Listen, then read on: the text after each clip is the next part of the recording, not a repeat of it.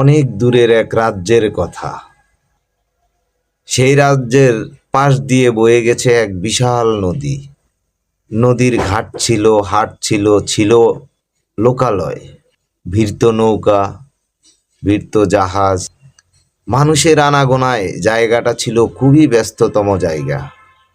ওই রাজ্যে একদল যোদ্ধা ছিল। তারা কোনো স্বর্ণের লোভে যুদ্ধ করেনি, কোনো ক্ষমতার লোভেও না।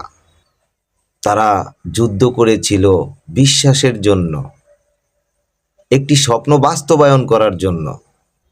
বছরের পর বছর তারা একসাথে লড়েছে। কারো হাতে ছিল ফাটা ডাল, কারো গায়ে ছিল জীর্ণ বর্ম, তবুও তারা পিছু হাঁটেনি। কিন্তু এক সময় যুদ্ধ থেমে গেল, রাজ্যে এলো শান্তি। আর তখনই শুরু হলো আসল গল্প। যারা নদীর ঘাটের পাশে থাকতো, যাদের ঘর ছিল হাটের কাছে, তারা ধীরে ধীরে হয়ে উঠল রাজ্যের সবচেয়ে ক্ষমতামান মানুষ। ঘাটের সব সোনা, হাটের সব লাভ, নৌকার সব হিসাব, সব কিছুই যেন তাদের হাতেই জমা হতে লাগলো। আর যারা দূরের পাহাড়ে থাকতো, মাঠের শেষ প্রান্তে, যারা সমানভাবে যুদ্ধ করেছিল, তারা হয়ে গেল নীরব অদৃশ্য।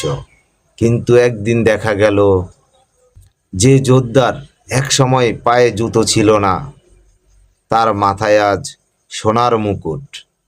যার ঘরে বাতাস ঢুকতো চারদিক দিয়ে, তার আজ দালান আকাশ চুই চুই।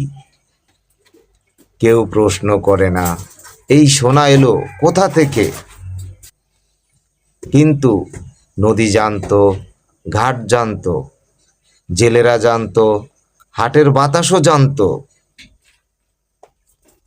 আর কিছু পুরানো যোদ্ধা যারা এখনো মাটির ঘরে থাকে,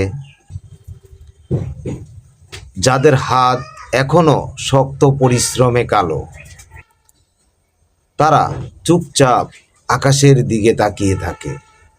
কারণ তারা জানে এই গল্পটা বললে কেউ বিশ্বাস করবে না।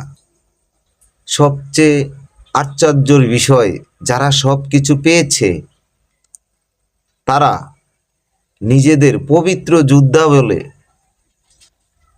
পরিচয় দেয়। আর যারা সব হারিয়েছে, তাদের নামটাও কেউ মুখে নেয় না, মনেও রাখে না। কিন্তু